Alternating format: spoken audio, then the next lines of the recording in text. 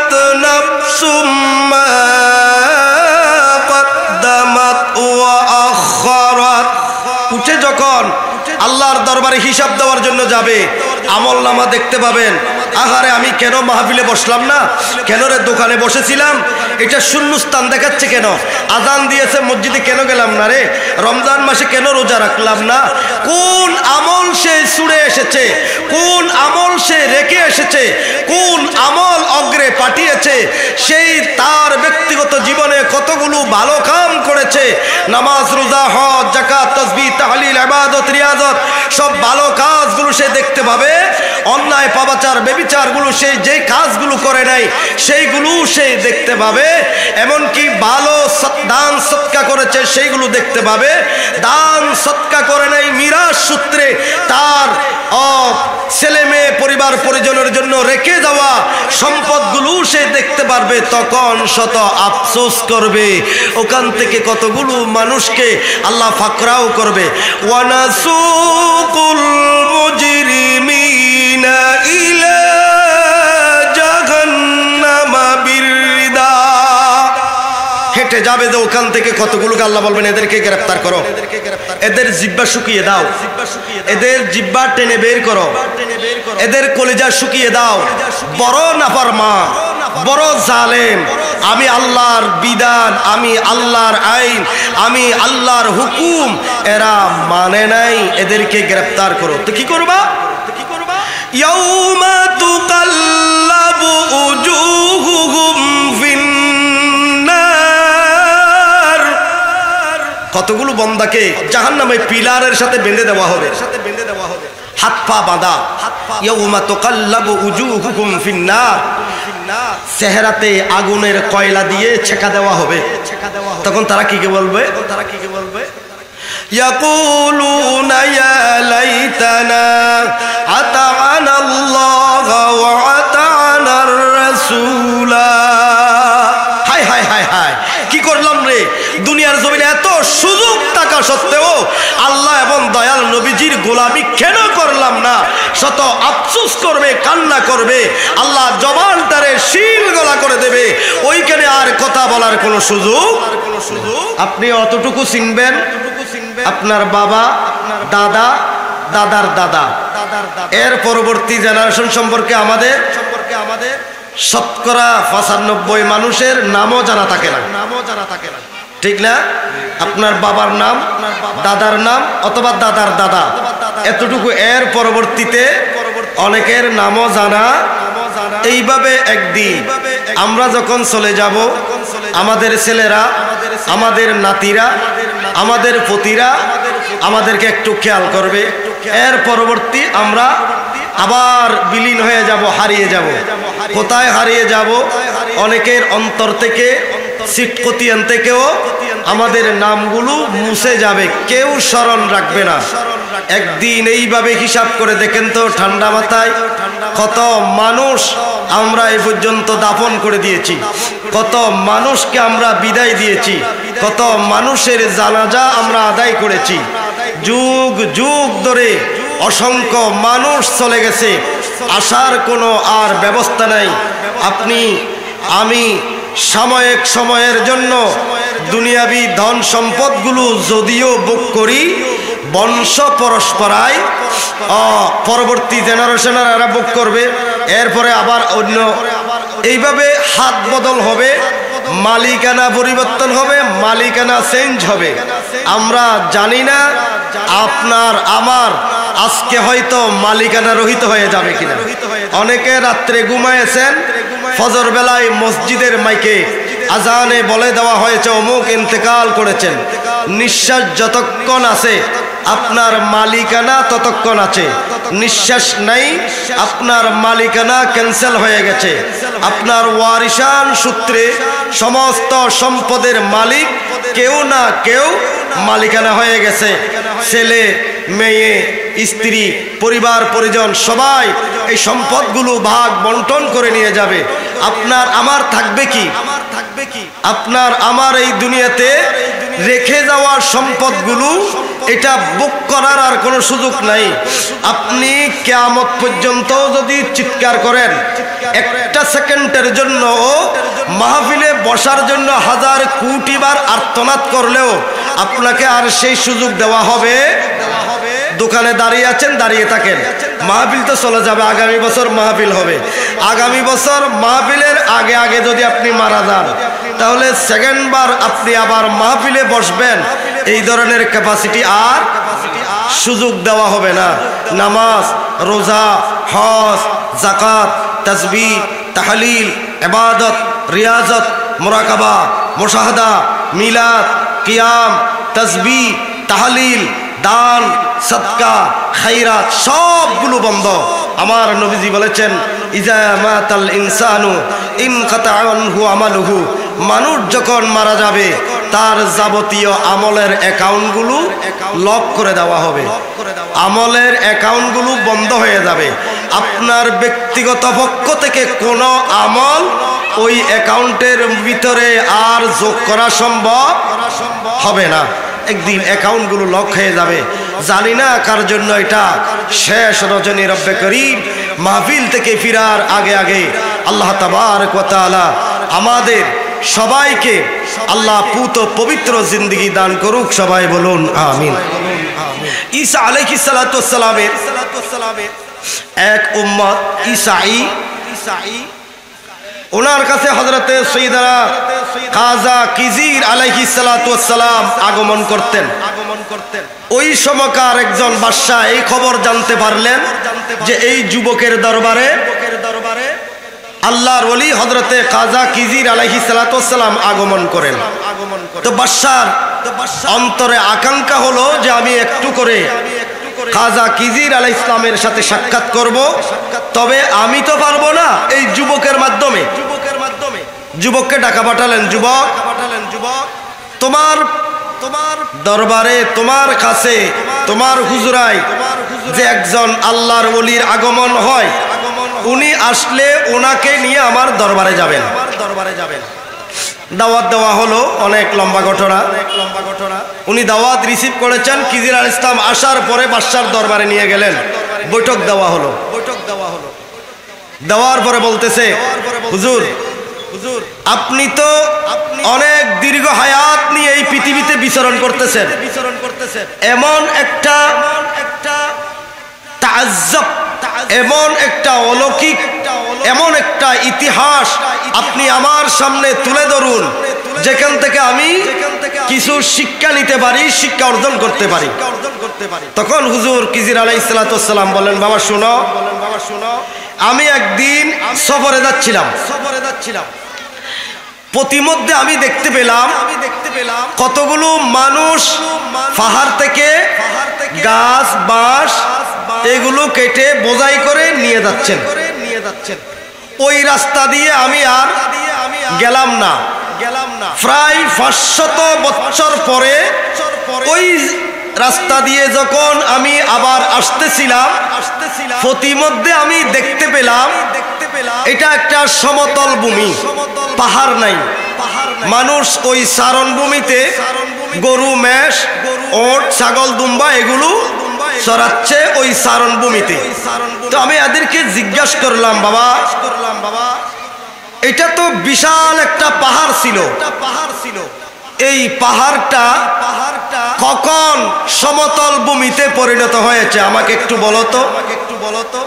ওরা আমাকে জবাব দিল, আপনি কোত্থেকে আসলেন? আমাদের বাপ দাদা পূর্বপুরুষ খারো থেকে এই ধরনের ঘটনা আমার জীবনেও শুনি নাই। আপনি এক আশ্চর্যজনক ইতিহাস আমাদেরকে শোনালেন। বলে যে আমি আর এদের সাথে কথা বলি নাই, চলে গেলাম। আবার 500 বছর পরে ওই রাস্তা দিয়ে আমি সফরে যাচ্ছিলাম। আমি তখন দেখতে পেলাম ওই সমতল ভূমিটা সাগরে পরিণত হয়েছে, নদীতে পরিণত হয়েছে। অসংখ্য জেলে ওখান থেকে মাছ শিকার করে মাছ নিয়ে যাচ্ছে। আমি জিজ্ঞাসা করলাম, বাবারা শোনো, এটা তো সমতল ভূমি ছিল, এটা সাগরে কখন পরিণত হয়েছে? কখন নদীতে পরিণত হয়েছে? বলে যে নতুন ইতিহাস শোনাচ্ছেন নাকি? আমাদের বাপদাদার কারো কাছ থেকে এই ধরনের ঘটনা ইতিহাস জীবনেও শুনি নাই, নতুন শুনলাম আপনার কাছে। বলে আমি আর কোনো জবাব দিলাম না। আবার 500 বছর পরে, মোট 2000 বছর হয়ে গেল, আবার 500 বছর পরে যখন আমি ওই রাস্তা দিয়ে আসতেছিলাম, দেখতে পেলাম এক বিশাল পাহাড়। ওই পাহাড় থেকে মানুষ গাছ বাঁশগুলো কেটে বোঝাই করে নিয়ে যাচ্ছে। উচ্চ আওয়াজে বলুন না সুবহানাল্লাহ। বলা যে তুমি এখন যেই চেয়ারে বসে আছো, এই চেয়ারে এর আগে কে, কার আগে কে, কার আগে কে, কত মানুষ পরিবর্তন হয়েছে। এই কথা বলা মাত্রই ডানে বামে তাকাতে দেরি আল্লাহর ওলি হযরতে খাজা খিজির আলাইহিস সালাতু ওয়াস সালাম কোথাও উদাও হয়ে গেলেন। বাদশাহ তো রাষ্ট্রীয় তত্ত্ব থেকে সবগুলো বাদ দিয়ে পাহাড়ের দিকে সমানে দূরতে রাখলেন। ও আল্লাহ, জানি না এটা কার জন্য শেষ মুহূর্ত, এখানে কে বসবে। কত জুলুম করেছি, কত বেবিচার করেছি, কত অন্যায় করেছি, কত পাপাচার করেছি। এইটার কেউ না কেউ তো মালিক হবে রে, রাজ্যের মালিক রব্বে করিম, আপনি আমারে ক্ষমা করুন। উচ্চ আওয়াজে বলুন না সুবহানাল্লাহ। এই যে আপনি আমি এই জায়গায় বসবাস করছি, শত শত বছর আগে, হাজার বছর আগে কি ছিল কি নাই, এগুলো আমাদের কারো ইতিহাস জানা। কখন জানে আমাদের বিদায় ঘন্টা বেজে উঠে। রব্বে করিম, আমাদের বিদায়ের আগে আগে আল্লাহ তুমি আমাদেরকে ইসলাহি জীবন, পুত পবিত্র জীবন আল্লাহ আপনি আমাদেরকে দান করুন। সবাই বলুন আমিন। একটু মহব্বতের দরুদ শরীফ পড়ে সালাতুন আ রাসূলুল্লাহ আলাইকুম। হয় নাই, দরুদ শরীফ আওয়াজ হয় না, আরেকটু মহব্বতে সালাতুন আ রাসূলুল্লাহ আলাইকুম। क़यामत की मुझे परवाह नहीं है, मेरे आका शफी अल मुज़नबी है। सलातुन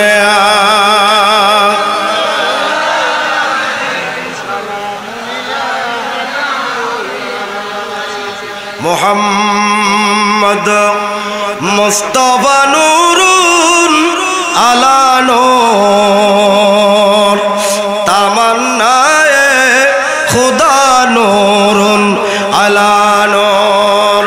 सलातुन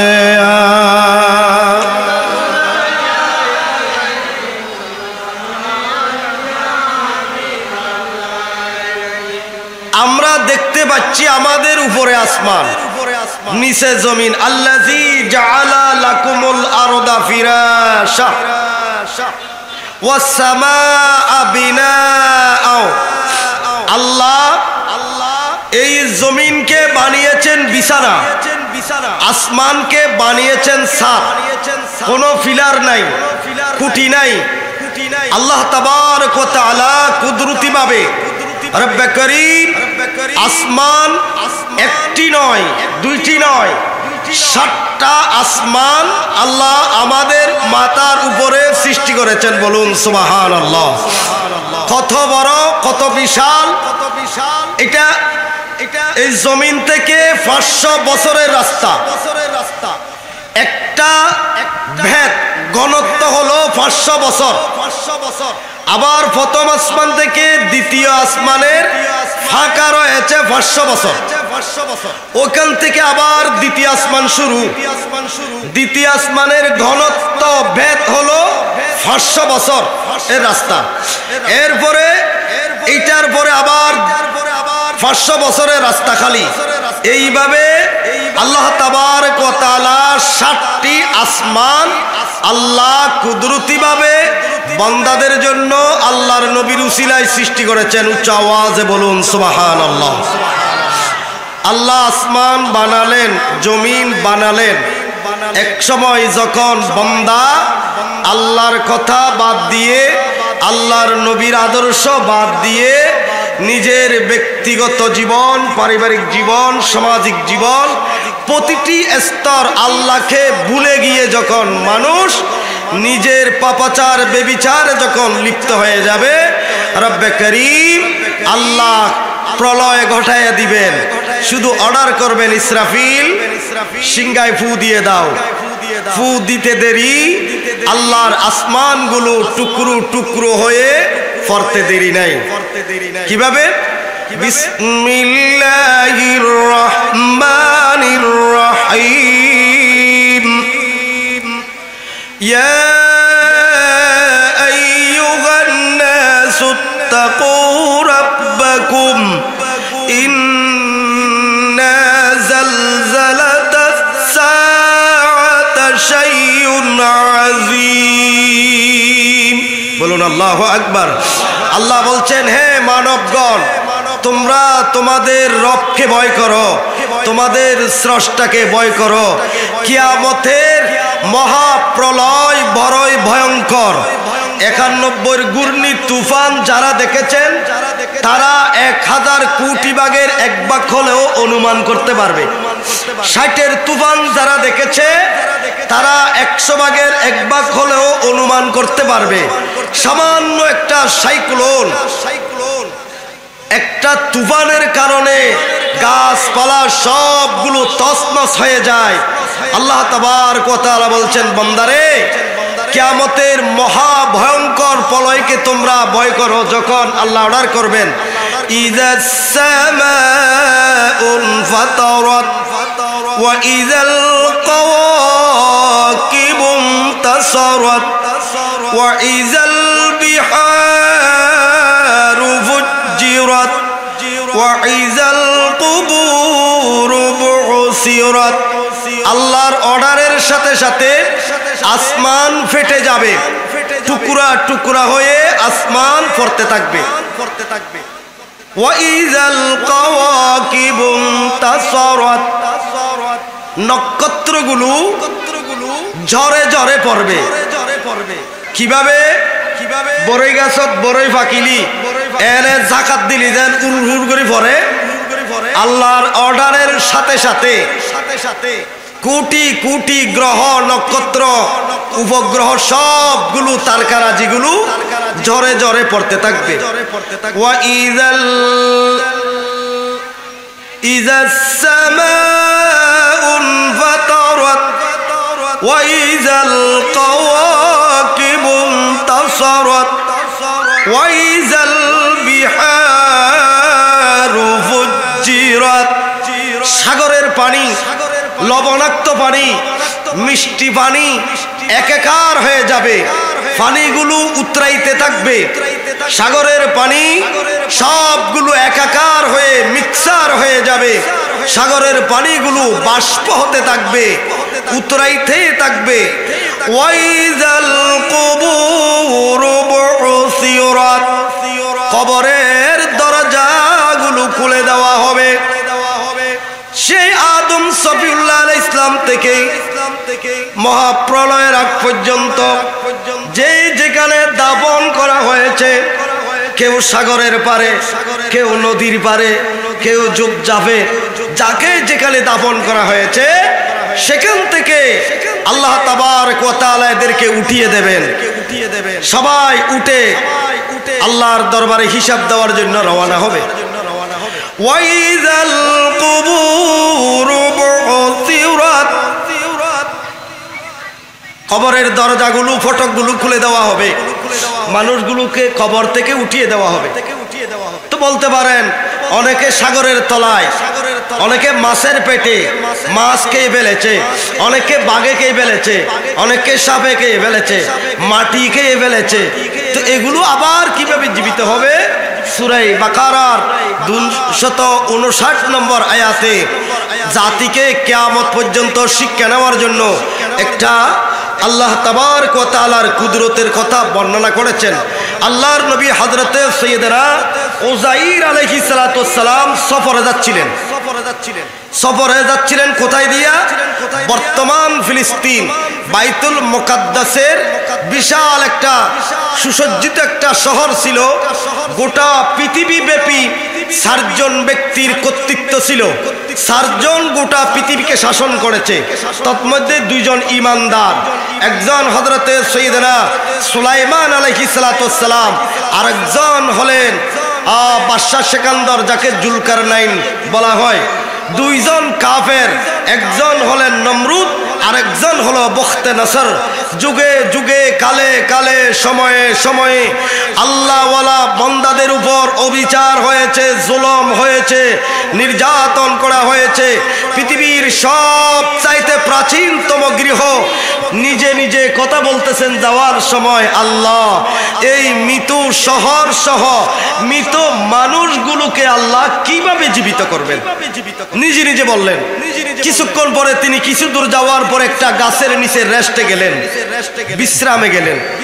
আল্লাহ তাবারক ওয়া তাআলা হযরতে সাইয়েদনা উযাইর আলাইহিস সালামকে ইন্তেকাল দিয়ে দিলেন। উচ্চ আওয়াজে বলুন না সুবহানাল্লাহ, আরো জোরে বলবেন না? ওনার সাথে ছিল খাবার পানীয়, খেজুর আর পানি। আরেকটা গাদা ছিল, যে গাদার পিঠে তিনি আরোহণ করে যাচ্ছিলেন। গাদা গাছের সাথে বাঁধলেন, খাবার পানিগুলো পাশে, উনি ইন্তেকাল করলেন। আল্লাহ তাবারক ওয়া তাআলা পুনরায় ওনাকে জিন্দা করলেন। এবার আল্লাহ উযাইরকে জিজ্ঞাসা করে, উযাইর এইভাবে তুমি কতদিন ছিলে? আল্লাহ তাবারক ওয়া তাআলা উযাইর আলাইহিস সালামকে বলেন, উযাইর ইতিমধ্যে তোমার 100 বছর চলে গেছে, তুমি তোমার খাদ্যদ্রব্যগুলোর দিকে তাকাও, তাকিয়ে দেখে এইগুলো কোনো পরিবর্তন হয় নাই, চেঞ্জ হয় নাই, রং গন্ধ স্বাদ বিকৃত হয় নাই, খেজুরগুলো পচে নাই। আল্লাহ তাবারক ওয়া তাআলা দয়া করে মেঘের বাণী করে বলেন, উযাইর তুমি তাকাও তোমার খাদ্যদ্রব্যগুলোর দিকে, বলে এগুলো তো বিকৃত হয় নাই, তুমি তোমার গাদার দিকে তাকাও। উনজুর হিমারিকা, তুমি তোমার গাদার দিকে নজর দাও তো, দেখে যে গাদার কোনো অস্তিত্ব নাই, সবগুলো মাটির সাথে মিক্সার হয়ে গেছে। ওখানে যে একটা গাদা ছিল সেটাও অনুমান করা যাচ্ছে না। পরিশেষে দেখতে পেলেন, তাকিয়ে আছে, কিছুক্ষণ পর দেখতেছে হাড়গুলো একত্রিত হলো, গোস্ত মাংসগুলো একত্রিত হলো, চামড়া একত্রিত হলো। এরপর ওই গাদা জীবিত হয়ে উযাইর আলাইহিস সালামের সামনে দাঁড়িয়ে গেলেন। উচ্চ আওয়াজে বলুন সুবহানাল্লাহ। সে উযাইর আলাইহিস সালাতু ওয়াস সালাম ওই গাদার পিঠে আরোহণ করে ওই যে ধ্বংসস্তূপে পরিণত ফিলিস্তিনের বাইতুল মুকাদ্দাসের শহর দেখতে গেলেন। দেখতে গিয়ে তিনি দেখলেন সুসজ্জিত এত উন্নত মানের একটা বিশাল শহর তিনি দেখতে পেলেন। আল্লাহ তাবারক ওয়া তাআলার শুকরিয়া আদায় করলেন। এই দুনিয়ার মানুষ বুঝার জন্য আপনার আমার সংশয়বাদীদের সংশয় থাকতে পারে, ইমানদাররা তো অবশ্যই বিশ্বাস করে মৃত্যুর পর পুনরায় আল্লাহ তাবারক ওয়া তাআলা সবাইকে জীবিত করবেন। ওয়া আন্নাস সাআতা আতিয়াতুন লা রাইবা ফীহি ওয়া আন্নাল্লাহা ইয়াবআসু মান ফিল কুবুর। আল্লাহ তাবারক ওয়া তাআলা যে মহাপ্রলয় ঘটাবেন এটা 100% সত্য কথা, এটাতে কোনো সন্দেহ নাই। ওয়া আন্নাল্লাহা ইয়াবআসু মান ফিল কুবুর, যেই যেখানে আছে, যার যেখানে মৃত্যু হয়েছে, যাকে যেখানে দাফন করা হয়েছে, মাছের পেটে হোক, সাগরের নদীর তলায় হোক, সাপের বিচ্ছুর পেটের ভিতরে হোক, যেই যেখানে ঘুমিয়ে আছে আল্লাহ তাবারক ওয়া তাআলা ওখান থেকে আবার উঠাবেন। আলিমাত নাফসুম মা কদ্দামাত ওয়া আখারাত। উঠে যখন আল্লাহর দরবারে হিসাব দেওয়ার জন্য যাবে, আমল নামা দেখতে পাবেন। আহারে আমি কেন মাহফিলে বসলাম না, কেন রে দোকানে বসেছিলাম, এটা শূন্যস্থান দেখাচ্ছে কেন, আজান দিয়েছে মসজিদে কেন গেলাম না রে, রমজান মাসে কেন রোজা রাখলাম না, কোন আমল সে ছুড়ে এসেছে, কোন আমল সে রেখে এসেছে, কোন আমল অগ্রে পাঠিয়েছে, সেই তার ব্যক্তিগত জীবনে কতগুলো ভালো কাম করেছে আছে, নামাজ রোজা হজ যাকাত তাসবিহ তাহলিল ইবাদত রিয়াজত সব ভালো কাজগুলো সে দেখতে পাবে, অন্যায় পাপাচার ব্যভিচারগুলো সে যে কাজগুলো করে নাই সেইগুলো সে দেখতে পাবে, এমনকি ভালো দান সৎকা করেছে সেইগুলো দেখতে পাবে, দান সৎকা করে নাই মিরাস সূত্রে তার ছেলে মেয়ে পরিবার পরিজনের জন্য রেখে যাওয়া সম্পদগুলো সে দেখতে পারবে, তখন শত আফসোস করবে। ওখান থেকে কতগুলো মানুষকে আল্লাহ ফাকরাও করবে, ওয়ানাসুকুল মুজরিমিনা ইলা জাহান্নামা বিরদা, হেঁটে যাবে যে ওখান থেকে কতগুলোকে আল্লাহ বলবেন এদেরকে গ্রেফতার করো, এদের জিহ্বা শুকিয়ে দাও, এদের জিহ্বা টেনে বের করো, এদের কলিজা শুকিয়ে দাও, বড় নাফরমান বড় জালেম, আমি আল্লাহর বিধান, আমি আল্লাহর আইন, আমি আল্লাহর হুকুম এরা মানে নাই, এদেরকে গ্রেফতার করো। তো কি করবা? ইয়াউমা তুকাল্লাবু উজুহুহুম ফিন্নার, কতগুলো বান্দাকে জাহান্নামে পিলারের সাথে বেঁধে দেওয়া হবে, হাত পা বাঁধা, ইয়াউমা তুকাল্লাবু উজুহুহুম ফিন্নার, চেহারাতে আগুনের কয়লা দিয়ে ছেকা দেওয়া হবে। তখন তারা কি বলবে?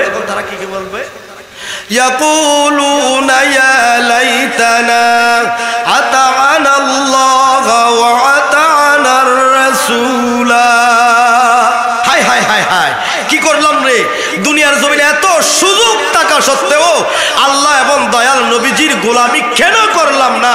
শত আফসোস করবে, কান্না করবে, আল্লাহ জবানটারে শিল গলা করে দেবে, ওইখানে আর কথা বলার কোনো সুযোগ শেষ, জীবন মারা। সম্মানিত হাজিরিন, আর কতগুলোর ব্যাপার আল্লাহ বলে দিয়েছেন।